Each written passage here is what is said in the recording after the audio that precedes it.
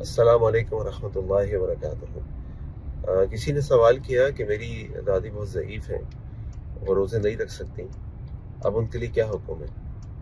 تو دیکھیے، بیماری دو طریقے کی ہوتی ہے۔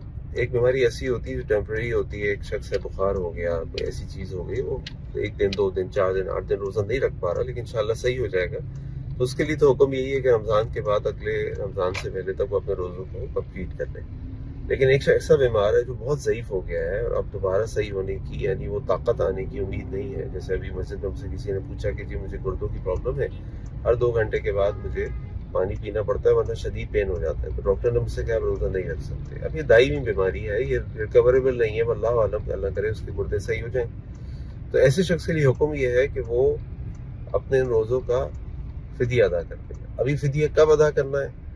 وہ رمضان سے پہلے ادا کر دے، ہر روزے کے بعد ادا کرے، رمضان کے آخر میں ادا کرے۔ اس کے بارے میں علماء کہتے ہیں کہ اس میں اجازت ہے، کوئی شریعت کی طرف سے کوئی پابندی نہیں ہے۔ کتنا فدیہ ادا کریں؟ ایک مسکین کو پیٹ بھر کے کھانا کھلا دے، جو بھی آپ کی استطاعت ہے۔ اگر آپ کی استطاعت 300-400 روپے والی ہے تو آپ 300-400 روپے کا کھانا دے دیں اس کو، یا اس کے پیسے دے دیں اس کو۔ بہتر تو ہے کسی مسکین کو، مسلمان کو کھانا دیا جائے۔ آپ اس سے بہتر انکم کلاس سے تعلق رکھتے ہیں، اس سے بہتر دے دیں، اس سے بہتر کر سکتے ہیں اس سے بہتر دے دیں، اور یہ سب انشاءاللہ آپ کے لیے اجر ہے۔ تو لہٰذا اگر بیماری دائمی ہو تو پھر فدیہ ہی دینا ہوگا، اور وہ رمضان میں یا رمضان کے بعد فوراً کسی وقت بھی ادا کر دیجیے۔ السلام علیکم ورحمۃ اللہ وبرکاتہ۔